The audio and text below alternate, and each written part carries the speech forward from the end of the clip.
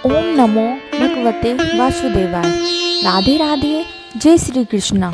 आइए सुनते हैं कार्तिक मास की कथा का 10वां अध्याय। नारद जी बोले, देवताओं को जीतकर जो राक्षस पाताल में जा बसे थे, वे जलंधर का आश्रय पाकर अब फिर भूमंडल में आकर रहने लगे।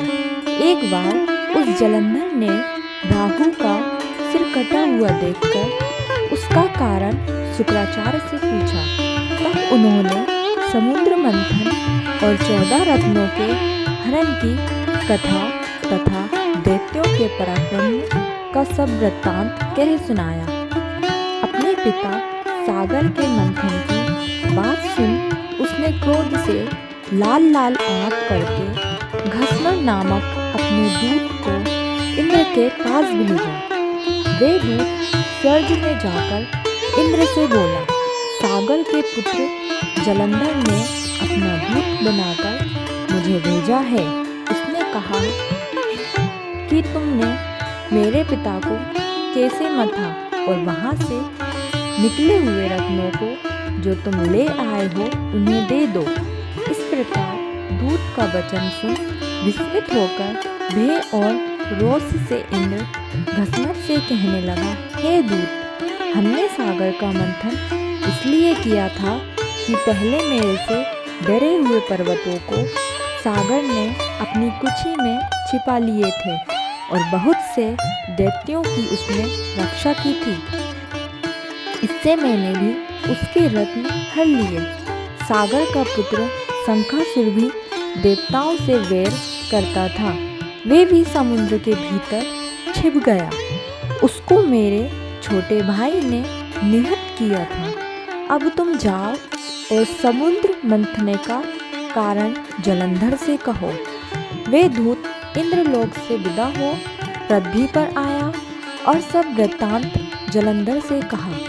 दैत्य क्रोध से पुकारता हुआ देवताओं को जीतने के विचार से चारों दिशाओं तथा पाताल से करोड़ों दैत्य शुंभ निशुंभ आदि सेनाओं को साथ लेकर स्वर्ग में जाकर उसने नंदवन में अधिकार कर लिया। देवता भी अस्त्र शस्त्रों सहित अमरावती से बाहर निकले और तब वहाँ घोर युद्ध हुआ। मूसल, परिग, बाण, गदा, बरछी, फरसा आदि शस्त्रों से वे एक दूसरे को मारने लगे। दोनों तरफ के हाथी, घोड़ा सवार आदि मरने से वहाँ रुधिर की धारा बहने लगी। युद्ध में जीतने दैत्य मरे उन सबको शुक्राचार्य ने मृत संजीवनी जल वर्षा कर जीवन दान दिया। उधर बृहस्पति जी ने भी मरे हुए सब देवताओं को अपने मंत्र बल से जीवित कर दिया। युद्ध में मारे गए देवताओं को पुनः जीवित देख जलंधर शुक्राचार्य से कहने लगा कि मरे हुए देवता फिर कैसे जी उठे। आपकी ये मृत संजीवनी विद्या तो और किसी जगह सुनी ही नहीं। शुक्राचार्य बोले, बृहस्पति ने द्रोणाचल से दिव्य औषधियाँ मंगवाकर इन देवताओं को जीवन दिया है, इसलिए तुम द्रोणाचाल ही हर लाओ। नारद जी बोले, दैत्येंद्र ने ये सुनकर द्रोणागिरि को लाकर समुद्र में फेंक दिया और फिर संग्राम को आ गया। संग्राम में देवताओं को मरे हुए देखकर बृहस्पति द्रोणाचल के पास गए तो वहाँ वे नहीं था। द्रोणाचल को दैत्य हर ले गए। ये बात जान बृहस्पति जी भय से व्याकुल हो बोले, ये महादैत्य जीतने में नहीं आवेगा, ये रुद्र के अंश से है। इंद्र ने जो कुछ किया था उसे याद करो। बृहस्पति की ये बात सुन सब देवता 10 दिशाओं में भाग गए। सागर के पुत्र जलंधर ने देवताओं को भागते हुए देख शंखवेरी का शब्द करते हुए अमरावती में प्रवेश किया।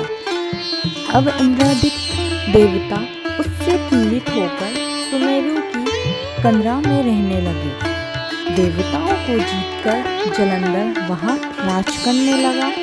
तत्पश्चात शुंभनिक को समस्त बड़े बड़े देवताओं के स्थान पर अलग अलग नियत करके वे स्वयं सुमेरु पर्वत की ओर देवताओं की ओर लड़ने लगा।